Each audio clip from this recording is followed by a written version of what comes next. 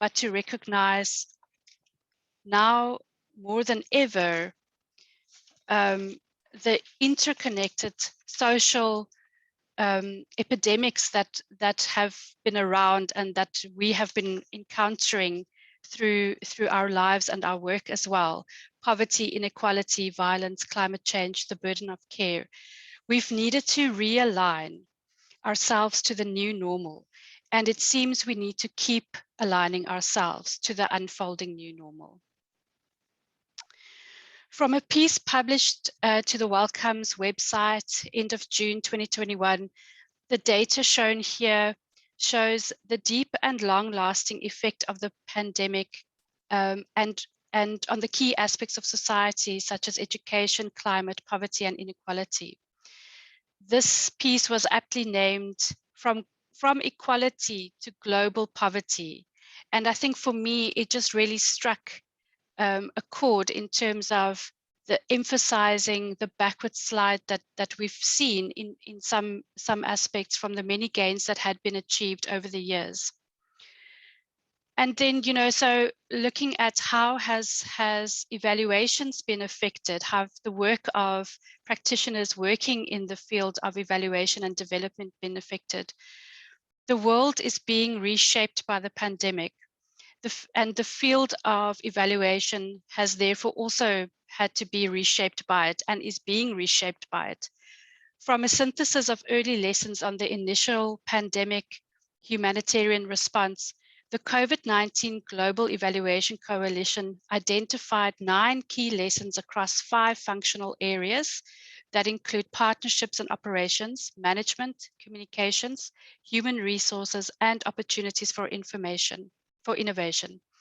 I chose to share the information shown here, as from my reading and engagements with colleagues and clients, these resonated with the types of aspects mentioned by many.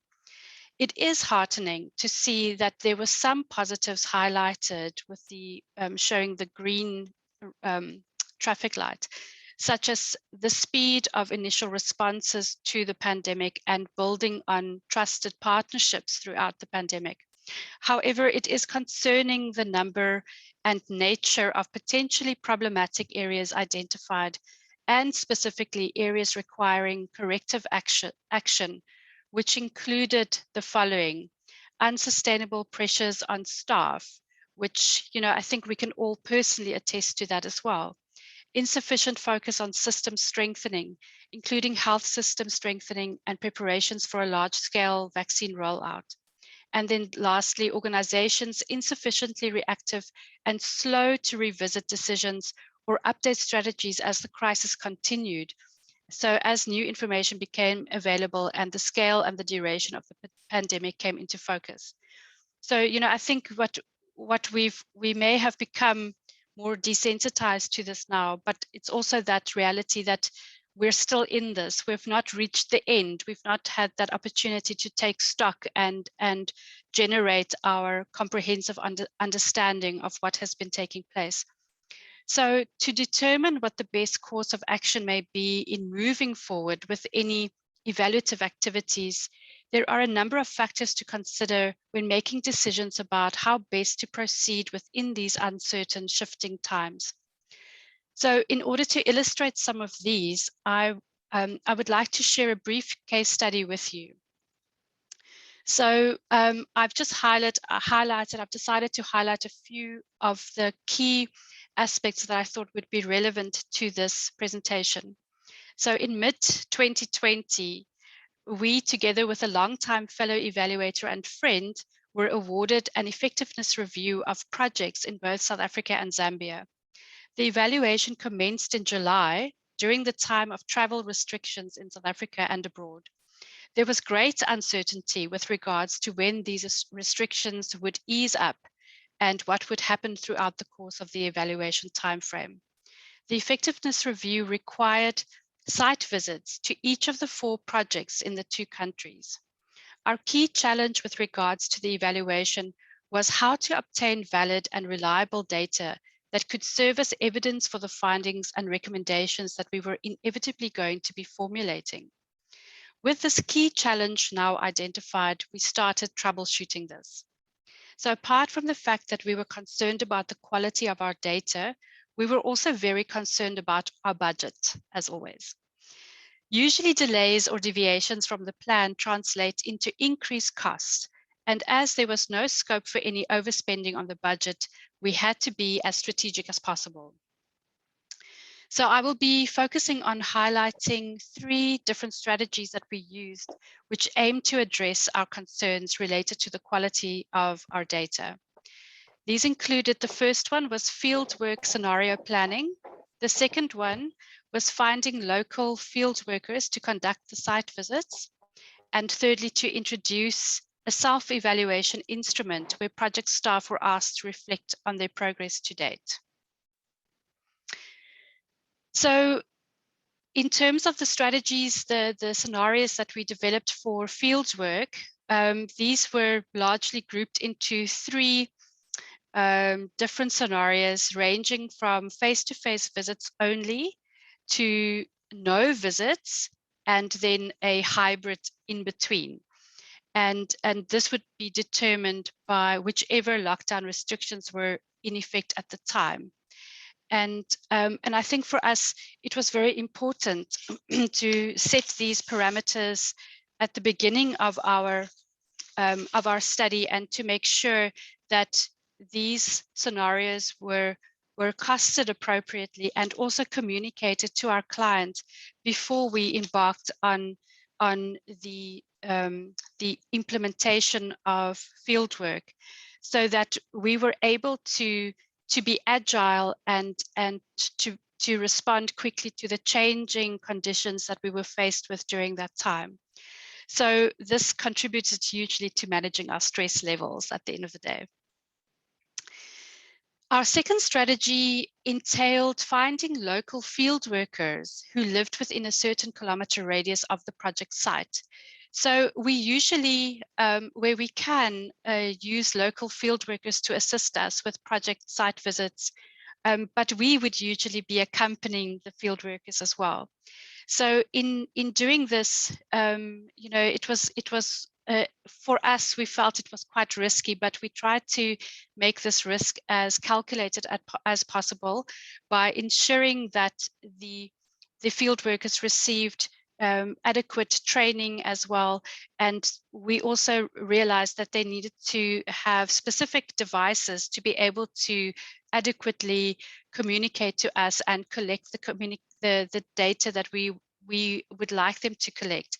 So in other words, their devices needed to have the types of apps that you could use. They needed to be able to do recordings on their phones, and also they needed to have a decent camera where they could take photos. So we provided them with data, and we provided them with online training, and we also then provided them with access to a shared cloud-based storage such as Google Drive, and we expected them to be frequently uploading all of their data collection outputs to the Google Drive folder on a daily basis.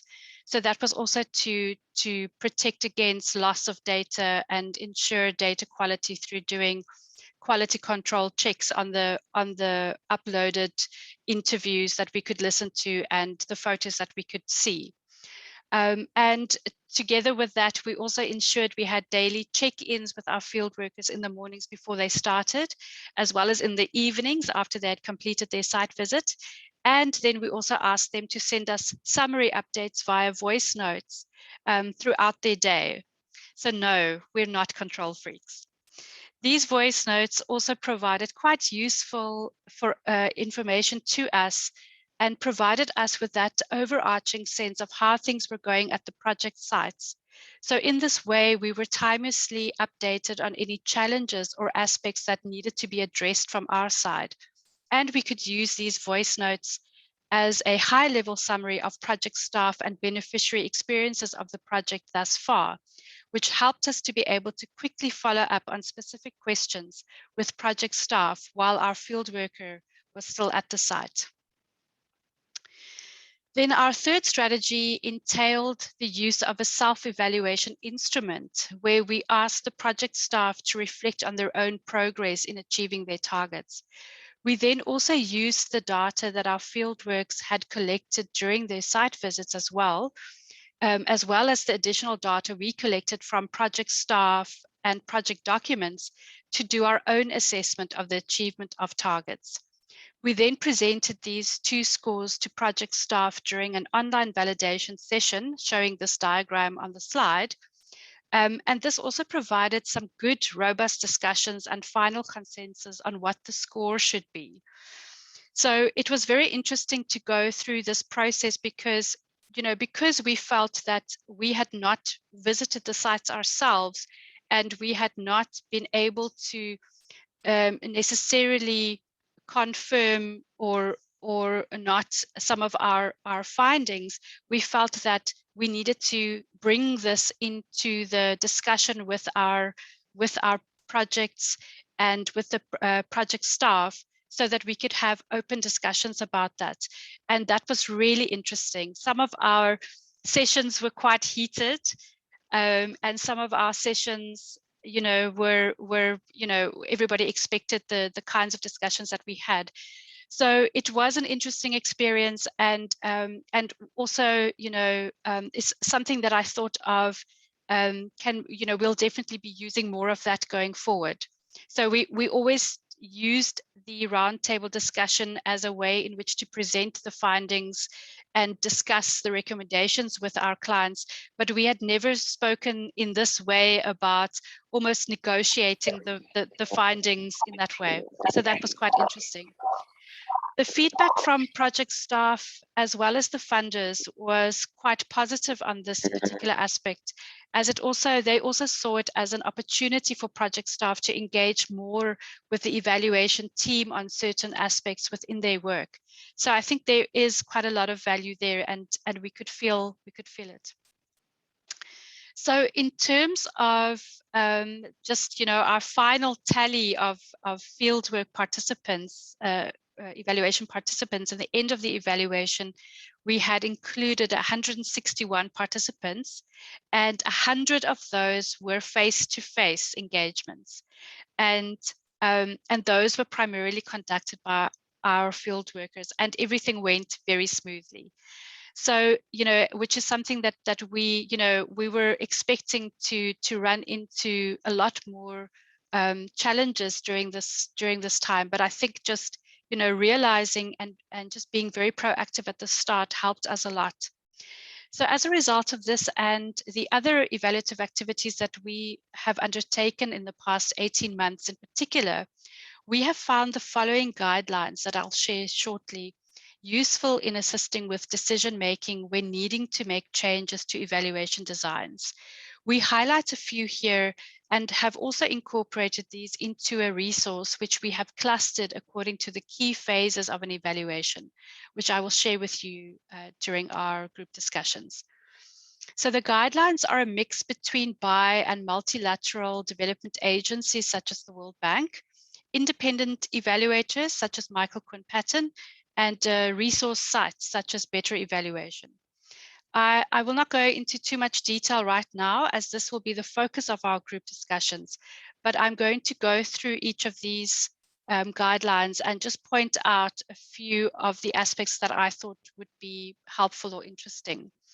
So the first one that I'm just going to go through is the guidelines for the first guidelines framework that the World Bank developed.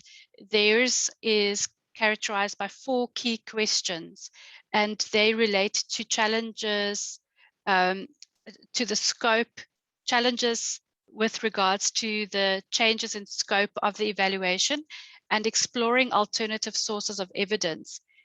They've also provided these in an easy-to-use PDF decision tree, which helps you through the different decision-making steps in this framework. Then, in terms of the guidelines for evaluations by Michael Quinn during a pandemic by Michael Quinn Patton, they also speak to addressing changes in the evaluation scope, but They also added additional aspects on the role of the evaluator, where the emphasis is on adaptability, proactivity, and being a synthesizer of knowledge, particularly in the face of misinformation. There's also a focus on the approach that should be followed in terms of ensuring the value add and usefulness of evaluative activities and engaging in systems thinking. So those were very helpful, and I think, you know, these helped us a lot just to kind of frame our responses. Then looking at the guidelines provided by Better Evaluation, they provide a wealth of resources for anyone, and they've also provided some specific guidelines for evaluations during the pandemic using their existing Rainbow framework to navigate through. They highlight the role of the theory of change in showing how the program works or will work, which is particularly important when going through times of rapid change and uncertainty.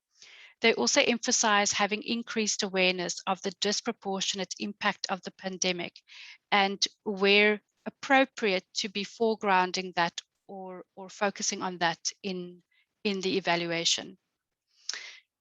There were also some other considerations that, you know, as I was preparing for the presentation, that I found and thought were useful to share. They include promoting collaboration with other evaluators or stakeholders, as well as making use more readily of evidence synthesis. And evidence synthesis seems to be what some development agencies have initiated in partnerships to more rapidly consolidate and understand lessons emerging from COVID-19 responses. So there are many more guidelines that exist, but I selected these because they provide good practical guidance in terms of the different elements that must be taken into account, as well as foregrounding some of the attributes and qualities of practitioners who work in the evaluation space. So what we've done is we have taken those different guidelines from these different sources that I've just gone through, and we have collapsed them into the following overarching categories. So they've been classified by myself and Megan, and you know, they probably didn't, they weren't done in the most scientific way possible, but you know, I think just in kinds of a practical framework, we presented here. So this is by no means set in stone, and we you know, we also welcome any engagement on that, or just, you know, discussions on that as well. So please feel free to comment on that. So we've classified them according to the kind of defined phases within an evaluation process, where we're looking at design and planning, approach, methodology, the role of the evaluator, and or the attributes of the evaluator, as well as reporting. So just I just thought I would highlight the key aspects within each of these set of guidelines. So within the design and planning, the focus there is on the scope of the evaluation in terms of the evaluation questions, the goals, the theory of change, as well as the measurement framework. So, you know, in the case study example that I mentioned, many of the program activities were affected by the pandemic. So where some projects were in their first year of implementation, they hadn't even started implementing yet. And other projects were at the end of their implementation, and that obviously affected their achievement of targets. So, you know, it was also deciding the scope. You know, how do we then judge their success and their progress in terms of those kinds of challenges? So secondly, the approach is focusing on just, you know, what is the approach that you're bringing to this evaluation to be more developmental, to be adaptable, to incorporate systems thinking as well. So, you know, recognizing how the broader the micro context affects the macro, and how the macro affects the micro. So just bringing that into our approach as well. And then also being mindful of this disproportionate impact of the pandemic, and then promoting collaboration, making sure that you are incorporating the correct stakeholders into your approach, and hopefully that will add a lot of value and certainty to what it is that you're doing. Then in terms of methodology, so methodology is all about the data collection strategies, considering alternative data collection strategies, exploring real-time data. So in other words, looking at real-time data that's generated through things, for instance, like Twitter or Instagram or these kinds of social media, and seeing what are the kinds of inferences that one can draw from this. And then also using the notion, Patton also reminds us of the notion of good enough data when we're looking at our data from a rigor frame, and making use of our own guidelines for rigor, but then also understanding that this is within the context of a crisis, and that will affect the standards that we've set for rigor. Then also making use of things like I mentioned, the census. So before having a look, before kind of feeling very negative about not being able to do field work and observing changes to gendered programming, to have a look at the repositories that's growing in terms of what have been key lessons learned thus far in some of these aspects in the last year and a half. And then when it comes to the role of the evaluator and evaluator attributes, to just to be more proactive. I know we usually feel that we are very proactive and we have to be, because that's the kind of the field that we're working in. But I guess it's trying to preempt the kinds of challenges that we would be experiencing and being proactive around that. Making sure that whatever it is, whatever evaluative activity we are recommending or engaging in is useful first, and then also that it's adding value at the same time.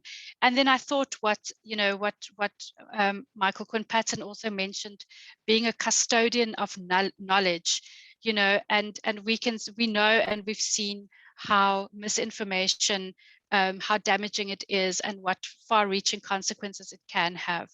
So, so I think that these, and then finally, we've got reporting and finding ways to include evaluation participants in the validation of our findings, and also reflection with them on implications of these.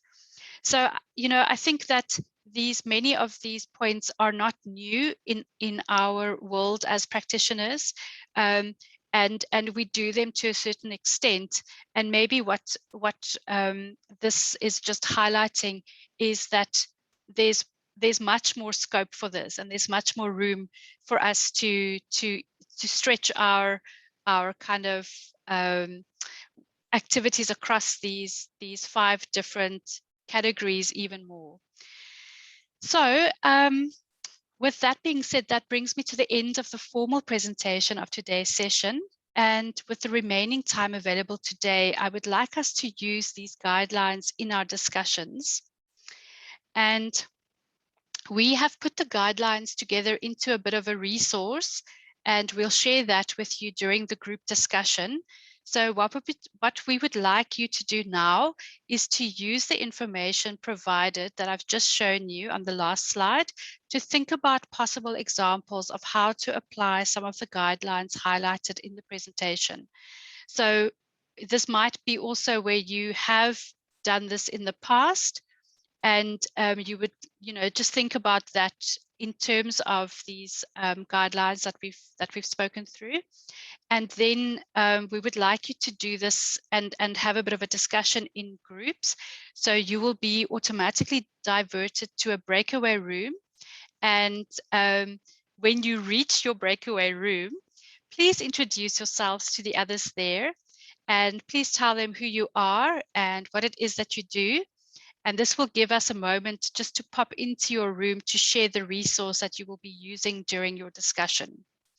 So once you're ready to begin with your discussion, please just make sure that you appoint somebody who will be taking notes and who will be feeding back to the plenary at the end of the discussion. I think you will have around 15 minutes for this. So we will now initiate the breakout rooms.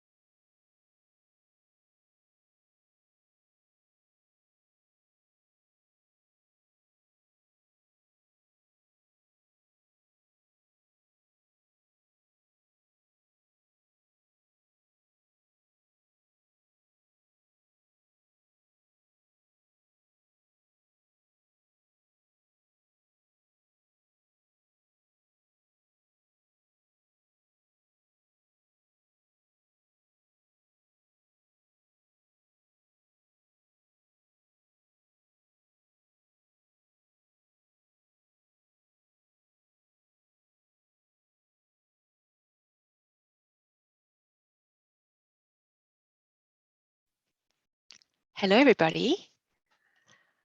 I'm going to put my camera on for a second. Good afternoon. My name is Megan Franklin. I am Liezel's partner at Measure.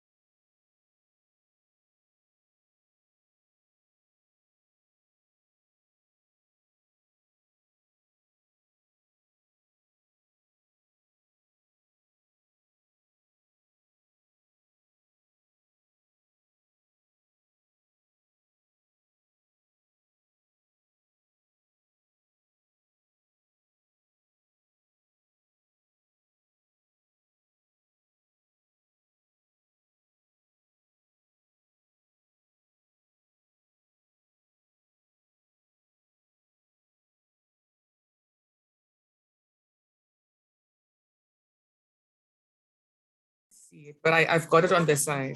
Yeah. Okay, so let me just see if I can. Let me just see if I can quickly.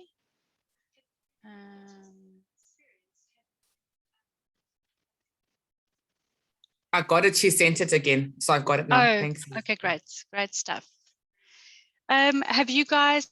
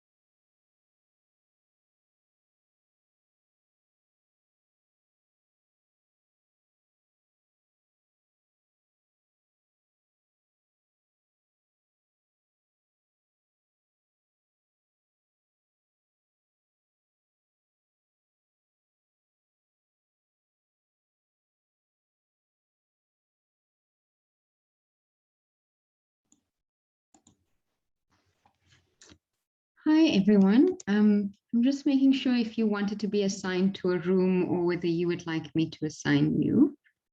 I see a few of you are still in the main room, but I'm happy to assign you to a breakout room if you want to.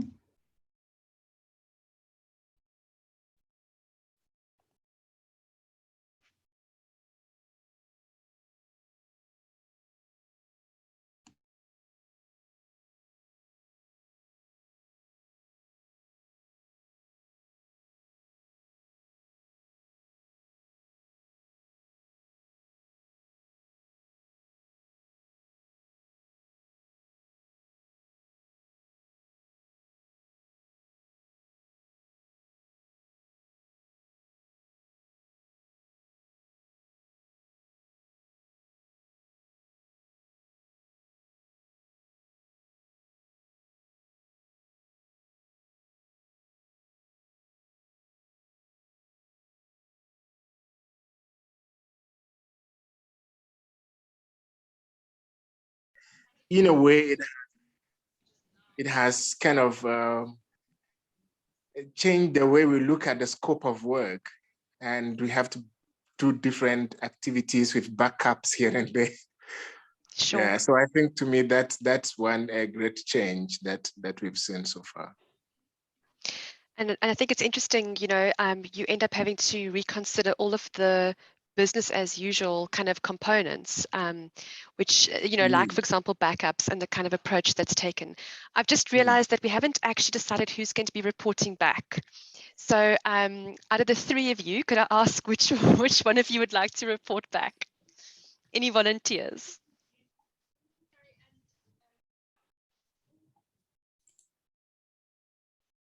My only challenge is I might leave about in the next 5 minutes because I have another workshop right after. So I'm a bit scared to volunteer. No problem. Amin or Isabella, any of out of one of you two, please?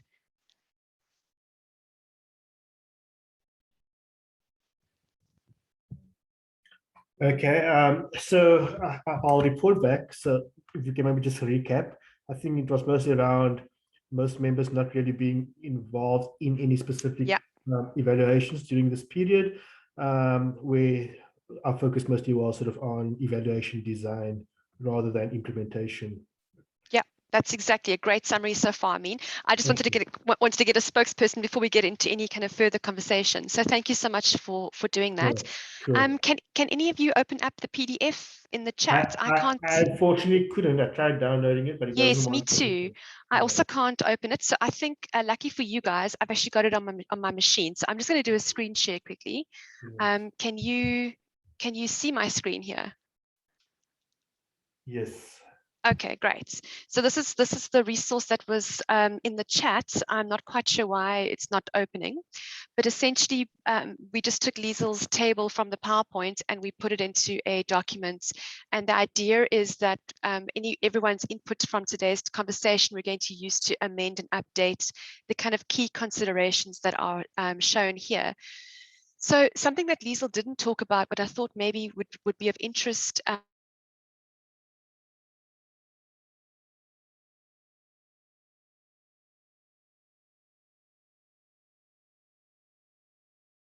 I think has been great in the sense that we have been able to then maybe at least come up with a hybrid, both in terms of having to do things virtually and also having to have some people on the ground doing the data collection, but also with having a lot of flexibility within the timeline for the delivery of the evaluation. Sure. Sure.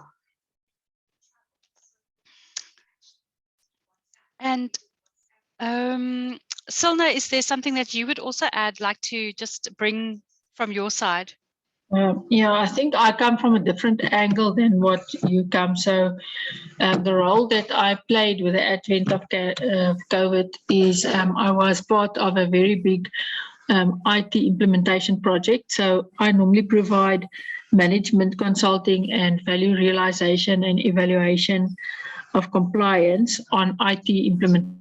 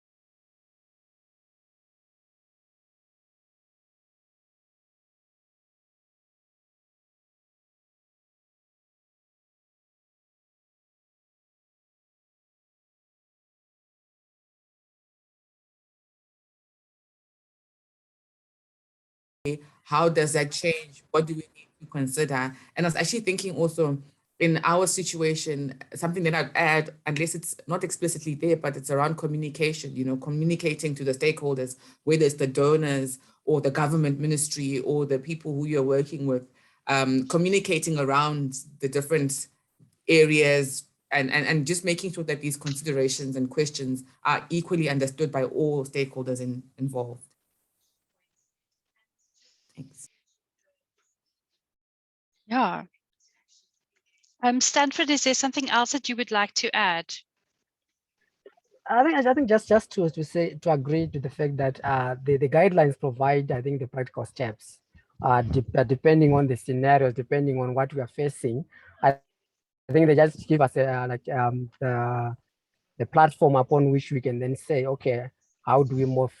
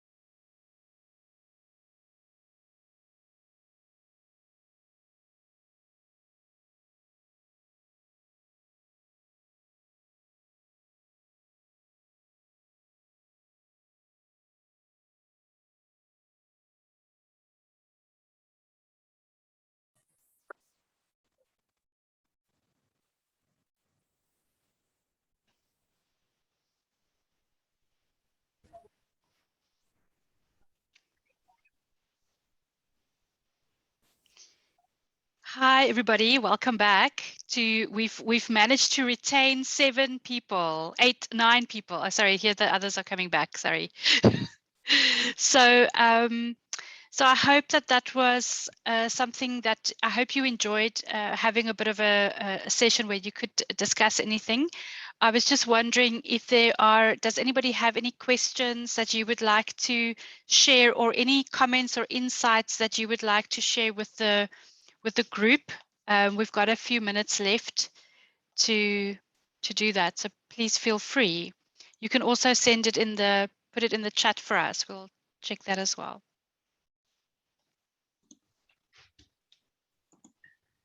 Liezel, I just had a question whether the links on the slides can be shared and the slide deck can be shared. Yes, everything. Okay, perfect. We'll share everything, as well as we'll share a document with clickable links as well, and as well as this the PDF that we used during our small group discussion. Great. Thanks, Almarie. Thank you.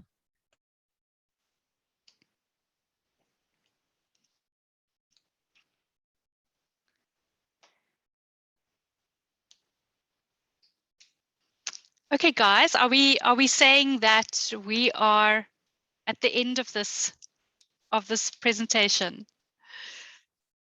So I just wanted to thank Samaya very much and say that it was really great engaging in this way. I must say that, I think many of us can probably relate to this, that we get so busy with daily everything that we don't make enough time to reflect. So this was really a great opportunity. I hope that you manage to take something away with you. The idea is that you're able to, be able to use some of these guidelines in your practice going forward. And I hope this is a conversation that we can keep going. Thank you, Liezel. And from Samia's end, we're really grateful for your time. We're grateful for you sharing the insights that I know have come from your experience as well as wide reading. So it's really practical. And it was such a good opportunity, along with the others, to be able to work these things out in our small group. So we're very, very happy for that. To everyone else who attended and the ones who are still here, who braved the discussion sessions, thank you for your participation. These sessions are only as good as, the kind of input that we get from you and the discussion that comes from everyone. So we appreciate you spending your lunchtime with us and engaging with us in this manner. The last thing that I'd like to say is that we have a survey link that's been dropped into the chat. We'd love if you can, fill that out. We use it to be able to improve and find some things and topics that suit you and that serve the SAMIA membership generally. So we really appreciate your feedback. But it's 1 o'clock and we'll leave it at that. Thank you so much and have a great afternoon further. Thanks, everybody. Thank you. Thank you, everyone. Bye-bye. Thank you. Bye-bye. Thank you. Bye.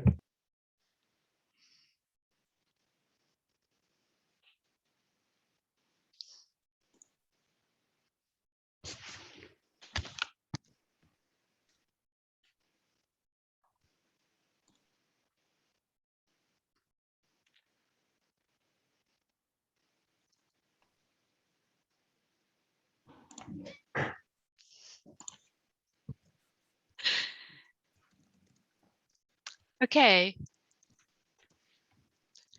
Hi. How do you feel, Liezel? It went really well. Yeah, that went well. Yeah. Yeah, and If we people just- were actually the better. I'm sorry, every time I popped in, it says recording started. And then I'm like, that's not what I want. I just want to give people their resources. Shame. That was great. Thank you, guys. Thank you very much. I hope you enjoyed it.